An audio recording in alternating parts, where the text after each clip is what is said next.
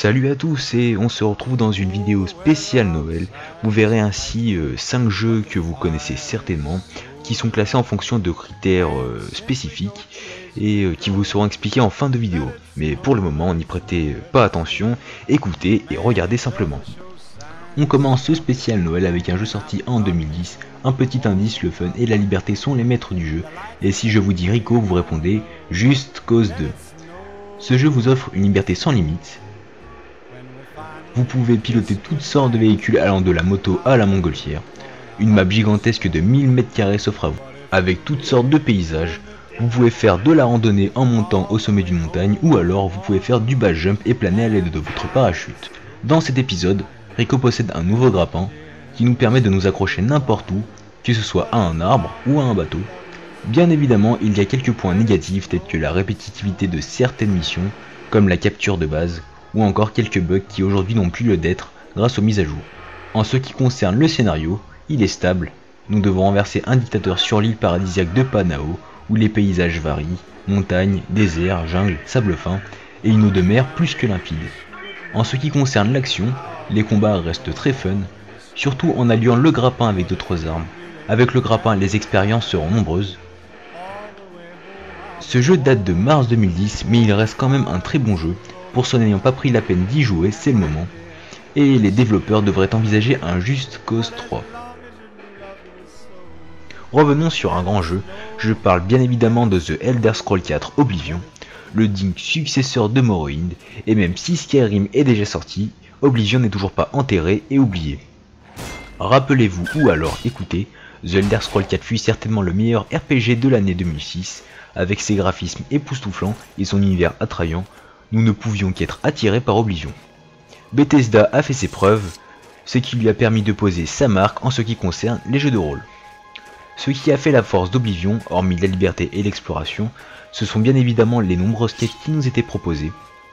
L'histoire principale et ses quêtes secondaires pouvaient largement vous faire tenir une centaine d'heures, un jeu devenu culte à avoir dans sa ludothèque. Passons maintenant à un jeu Rockstar, ce n'est pas Grand Theft Auto 4, mais Red Dead Redemption.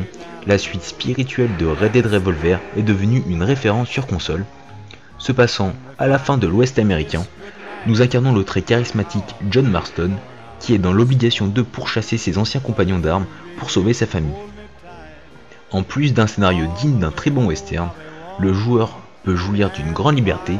Nous pouvons chasser ou encore jouer le chasseur de primes en capturant les plus grands criminels de l'Ouest, boire dans les bars, jouer à des jeux de chance et de hasard, et offrir votre aide à des personnages secondaires. Les combats sont très dynamiques, surtout en utilisant le Dead Eye nous permettant de ralentir le temps et de tirer plus vite que notre ombre. Enfin bref, Red Dead Redemption a tout d'un excellent jeu Rockstar. Tout comme Just Cause 2 et Red Dead Redemption, Mafia 2 est sorti en 2010. Pour résumer l'histoire, le héros du jeu Vito Scaglietta et son ami Joe Barbaro désirent devenir des affranchis, dans le but de gagner du respect, de l'argent et bien entendu d'autres privilèges. Mais ils vont rapidement découvrir que ce n'est pas exactement ce à quoi ils s'attendaient.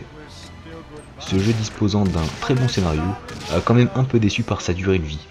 Effectivement, en 10 heures de jeu, la boucle est bouclée, mais ce jeu a tout de même de très bons points, tels qu'une très bonne réalisation avec un Empire Bay très convaincant. L'époque du jeu, allant des années 40 à 50, nous fait découvrir une ville évolutive. Les gunfights sont très bien réalisés, mais pour ce qui est des combats au corps à corps, après plusieurs heures de jeu, on commence tout de même à ressentir une légère répétitivité. Mafia 2 est bien le successeur du premier Mafia. Les clins d'œil au premier opus sont nombreux, et c'est tout de même un jeu qui mérite d'être abordé car il est plus que correct. On termine cette édition avec Fable 3. Je ne vais pas vraiment parler du jeu car une grosse vidéo est prévue en 2012 dans lequel je vais comparer Fable 2 avec Fable 3. Mais pour résumer les principes de la série, nous incarnons un héros durant son enfance jusqu'à l'âge adulte. Dans tous les Fables, nous sommes amenés à faire des choix qui auront des conséquences sur l'avenir et donc sur nous-mêmes. Cela veut dire que votre héros pourra se transformer en véritable démon s'il fait des choses qui influent sur votre morale. A l'inverse, il deviendra plus beau et charismatique si ses actions sont pures, et cela aura bien évidemment des répercussions dans tout le jeu. J'ai choisi d'en terminer avec Fable 3 pour plusieurs raisons. Déjà, je pense que vous avez remarqué que toutes les séquences de gameplay se passent dans des montagnes. Il y a de la neige, des sapins, enfin etc. Mais parmi tous ces jeux, il n'y en a qu'un qui rentre dans l'esprit de Noël et c'est bien Fable 3. J'aurais pu choisir un autre jeu, mais je vais vous dire pourquoi j'ai choisi Fable. Alors pour commencer dans cette séquence, nous sommes dans les camps des gitans. Alors le camp est installé dans les montagnes d'Albion, pour ceux qui connaissent. Maintenant prenons les symboles de la magie de Noël. Alors dans un premier temps il y a la neige, et un Noël sans neige c'est un peu dommage. Cette année je pense qu'il n'y en aura pas ici, enfin j'espère quand même un minimum. Vous avez vu que dans toutes les séquences il y avait de la neige, que ce soit dans Mafia 2 ou Red Dead Redemption. Le second symbole fort connu de tous, ce sont les sapins. Ces arbres que nous décorons chaque année, qu'ils soient vrais ou faux, enfin peu importe. Dans toutes les séquences il y en a, sauf dans Mafia. Enfin il y en a dans Mafia mais il faut bien les chercher. Il y en a également pas dans Just Cause 2, il y en a pas. Et c'est pour cette raison que j'ai commencé la vidéo par Just Cause 2, en fait parce qu'elle est classée. Donc celui qui représente le plus l'esprit de Noël en dernier, et en premier celui qui représente moi.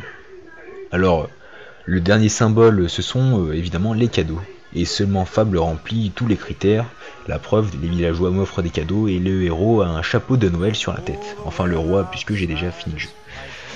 Alors, cette édition est terminée. Cette vidéo est terminée. Et on se retrouve pour une autre vidéo donc en 2012. Des grosses vidéos que j'ai prévues.